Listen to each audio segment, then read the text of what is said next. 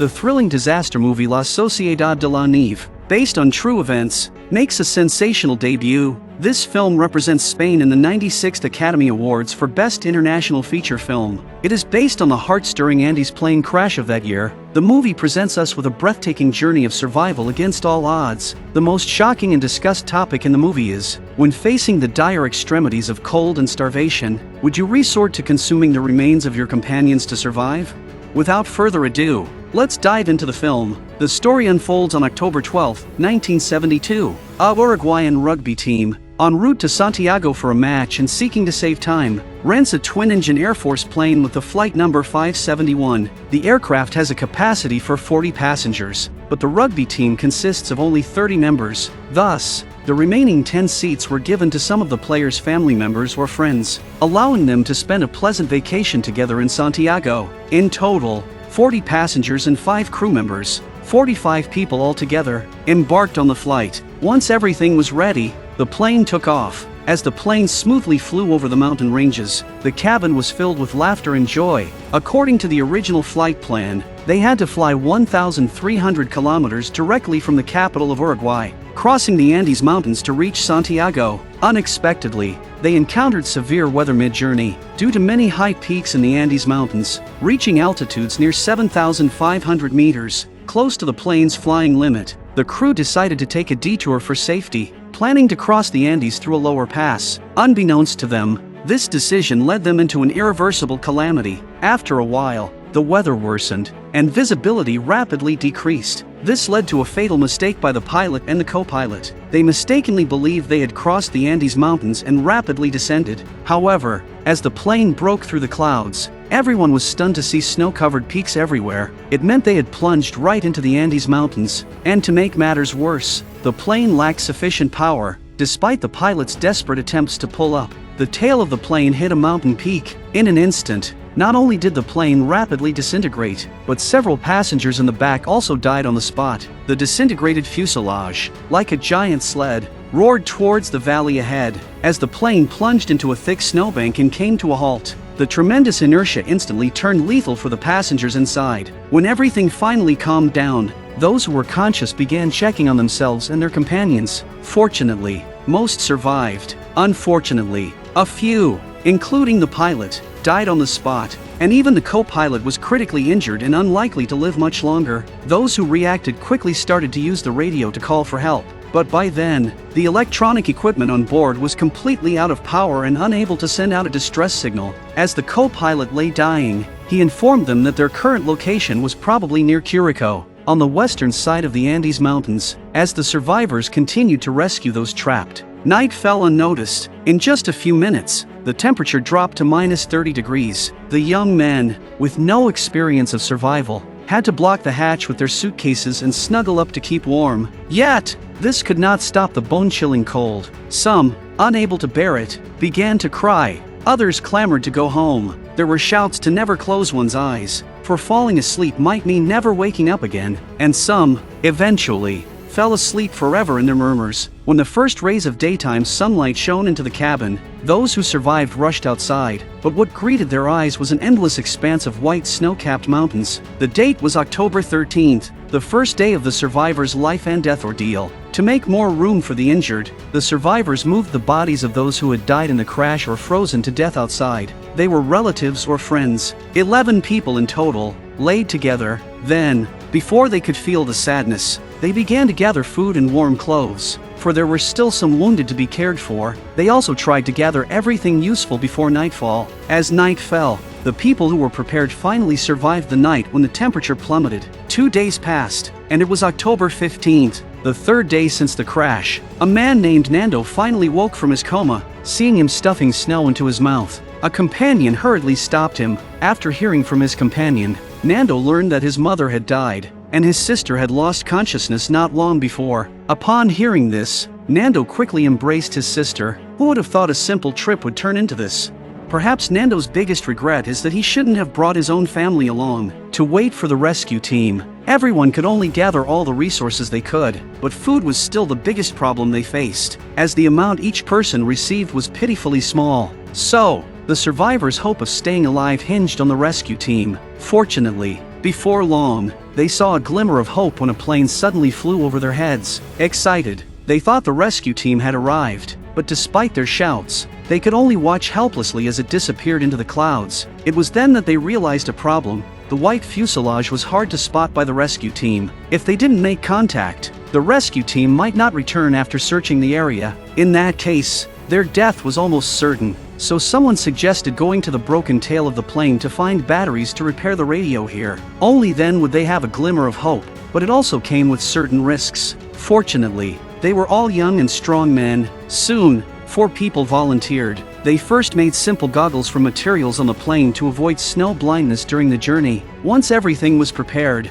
they followed the trail left by the fuselage towards the direction of the tail. They walked for an unknown amount of time until they realized standing there, they couldn't see the plane's body or their companions below. This meant that even if a rescue team flew over their heads, they would not be seen. As they hesitated whether to continue, a loud noise suddenly came from a distance. The 4 who returned informed the others of their discovery, leading everyone into deep thought. As the last bit of food was completely divided, soon the hungry people began eating ropes, cigarettes, and everything else, but these were futile. Under extreme hunger and cold, everyone lost hope of survival. It was then that Nando, who had been silent, suddenly spoke. Afuera hay comida. Everyone looked at him and understood what he meant. The food referred to the bodies of the deceased companions. Some agreed, while others opposed. One young man named Numa strongly disagreed, considering it akin to a crime, but some argued that they were about to starve to death. Shouldn't they fight for their right to live? Just before the final vote, someone suddenly said, Si muero les doy permiso para alimentarse de mi cuerpo. In the end, the minority follows the majority, because survival is greater than anything else. Thus, a few brave young men took on this heavy responsibility outside. With food, there was motivation. People prepared to continue waiting for rescue. Meanwhile, someone accidentally found a radio in one of the luggage. The good news was that the radio still worked. A few people quickly made a simple signal receiver and unexpectedly received a broadcast. What nobody expected was that a message in the broadcast made everyone collapse on the spot. Although the government's search and rescue operation had ended, after their anger, they still believed they should not give up easily. As long as they were alive, there was hope. Outside the battered cabin, the blizzard showed no signs of stopping. Inside the cabin, however, it was a different story. The survivors were sitting together, chatting easily. They teased each other, as if only by doing so could they encourage each other to bravely survive. Just as the cabin was filled with hearty laughter, a huge rumbling sound suddenly came from outside. Not understanding what happened, everyone became tense again. They looked at each other, bewildered. Suddenly, an avalanche filled the entire cabin, catching everyone off guard. As the suffocating sensation set in, someone struggled to crawl out from within. Seeing more people buried underneath, they knew they had to rescue them quickly or they might soon suffocate to death. With no time to waste, those who had escaped started to rescue their companions with all their strength. As one survivor after another poked their head out of the snow, the cabin filled with the sound of heavy, labored breathing. But not everyone was fortunate. Some could not escape their fate and perished. Before they could begin to mourn, that terrible rumbling sound came again. The people who had just escaped a disaster quickly looked towards the cabin door. Unexpectedly, a larger avalanche was hurtling towards them. The cabin was buried once more, and this time, it seemed there was no chance of escape. In the cramped space with no air circulation, breathing became difficult. They somehow managed to clear a pipe leading outside. With sufficient oxygen, they began to count the surviving companions. Sadly, some had not made it. Thus, they were trapped in the snow for 4 days and, due to extreme hunger, were forced to consume the bodies of their deceased companions. Numa, who had always struggled to accept this, was on the verge of a breakdown. Furious, he began to frantically dig through the snow near the cabin window, muttering to himself. Numa was determined not to give up. He had to leave this place no matter what. However, the other despondent survivors had little hope for this. Numa's vigorous efforts finally paid off as he broke through a glass window. Though his leg was injured in the process, he ignored the pain and continued to dig through the snow. When Numa saw the blinding light, a glimmer of life appeared for everyone. As each person crawled out of the buried cabin, they once again felt the sensation of surviving a disaster. They reveled in the warmth of the sunlight on their skin. After replenishing their energy, they had to face an even greater challenge. That was to clear the entire cabin once again before nightfall. Through everyone's tireless efforts,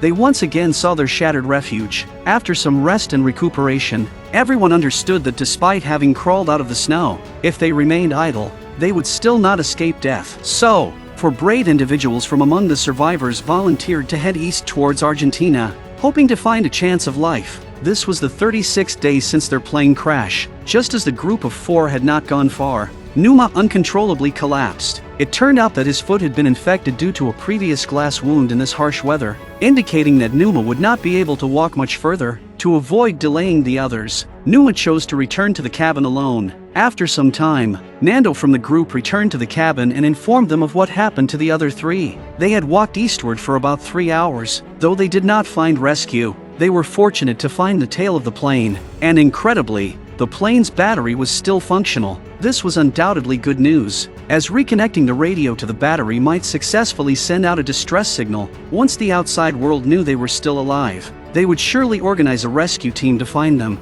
Thus, Nando and the others began the arduous task of connecting the radio. After much effort, they finally connected the radio, but it was not functioning properly. Despite being powered, it couldn't send out a distress signal. It broke them down emotionally in an instant. After all the hard work, it was all for nothing. Nando was devastated when Numa also passed away due to an infection from his wound. Although the cabin was filled with an air of despair, Nando, undeterred, set out on another journey with 2 teammates, not knowing if life or death awaited them. Regardless, the trio chose to head towards Chile. This was the 61st day since the plane crash. Relying on their unwavering will, they supported each other through several nights. According to the co-pilot's dying words, they just needed to cross the peak to see the jungle. So, they decided to exert all their efforts to reach the mountaintop. However, to their utter dismay, when they finally reached the summit after much hardship, the eagerly anticipated green jungle was nowhere in sight, just endless mountains. Despair descended upon them once again. At this moment,